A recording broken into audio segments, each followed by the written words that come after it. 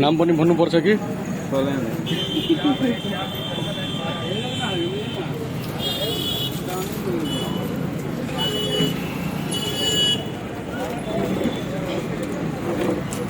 यो tornado cycle हो gang कम्पनीको पावर ब्रेकमा